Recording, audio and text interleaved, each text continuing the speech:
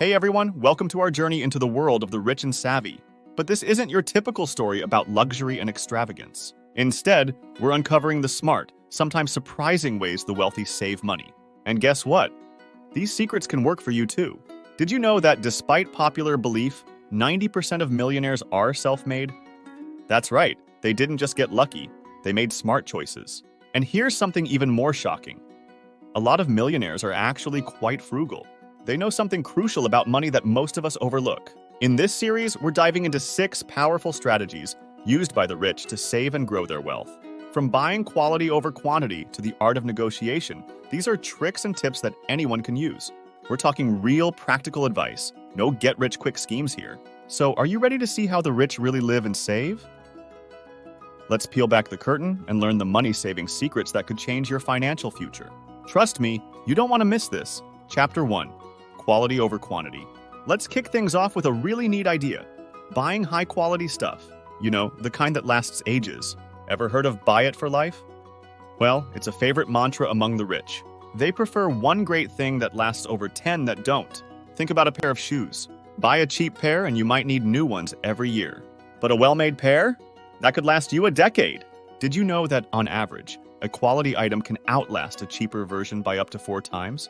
That's right. It's not just about looking good, it's about being smart with your money. And it's not just clothes. This applies to appliances, cars, you name it. Let's take a quick example. A study showed that a high-quality washing machine might cost you twice as much as a basic model, but it uses less energy and water. Over 10 years, that adds up to a lot of savings on your bills. Plus, you're not stuck buying a new one every few years. And here's a cool fact. Did you know Warren Buffett, one of the richest guys out there, still lives in the house he bought in 1958? He's all about long-term value, not just flashy spending. So, what's our takeaway here? Next time you're shopping, think about how long something will last. It's not just about the price tag. It's about getting the most bang for your buck over time. Chapter 2. The charm of secondhand luxury. Let's talk about luxury. But not just any luxury. We're diving into the world of used and refurbished high-end goods. Sounds a bit odd, right? But here's the thing. Rich people love a good deal as much as anyone else. You might be surprised to learn that the market for secondhand luxury items is booming.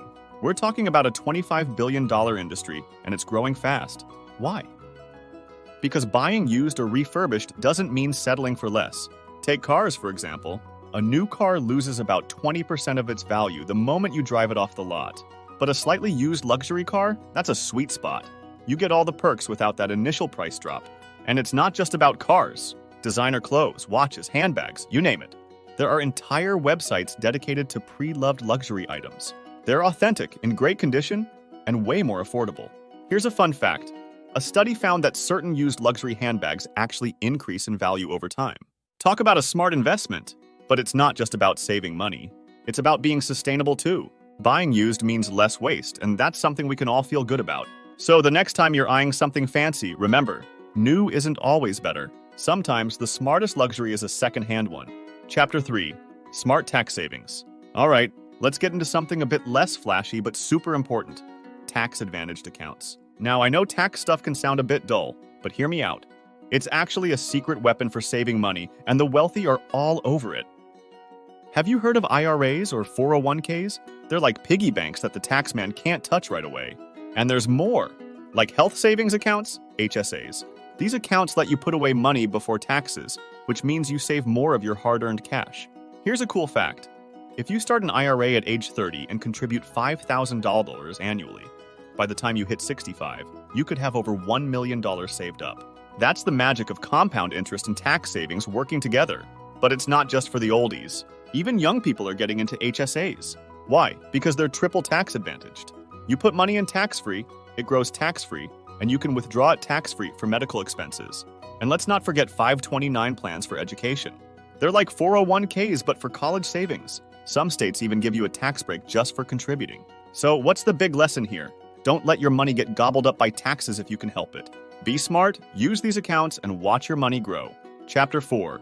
The wisdom of financial advisors. Next up, we're talking about something that might seem a bit fancy. Financial advisors. But stick with me because this isn't just for the mega-rich. Many wealthy people swear by their financial advisors. Why? Because these pros can help you make way smarter money moves. They're like personal trainers, but for your finances. Think about it. We're not all experts in stocks, bonds, and all that jazz. A good financial advisor can guide you through this maze. And here's a neat fact. Studies show that people who work with financial advisors can end up with about 3% more in returns per year. That adds up! But it's not just about investing. These advisors can help with budgeting, planning for retirement, even sorting out your insurance needs. It's like having a GPS for your financial journey.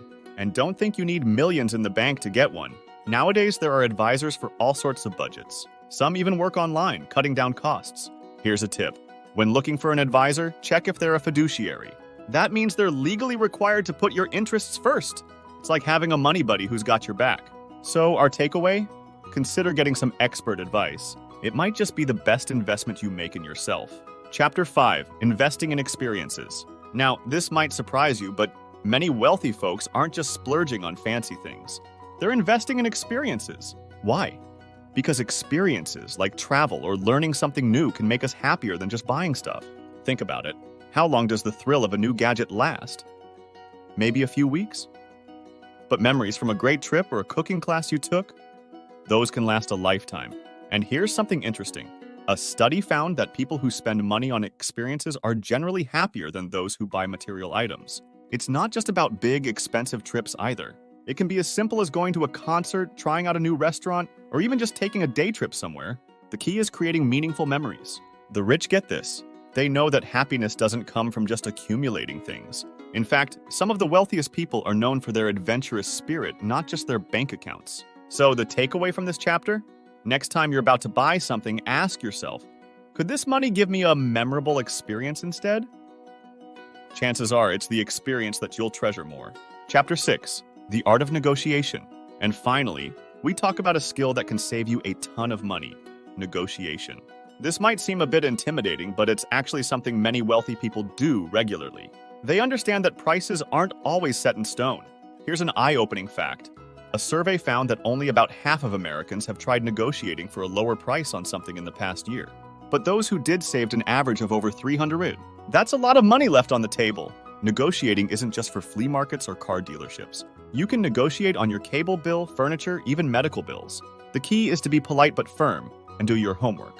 Know what a fair price looks like and don't be afraid to ask for it. And here's a pro tip. Sometimes it's not just about getting a lower price. You can negotiate for better terms, like a longer warranty or free upgrades. The rich know that small savings add up over time. They're not afraid to ask for a better deal, and you shouldn't be either. So what's our final takeaway from this series? Don't just accept things as they are. Whether it's saving smartly, spending wisely, or asking for a better deal. Take charge of your finances. You might just find yourself a bit richer for it.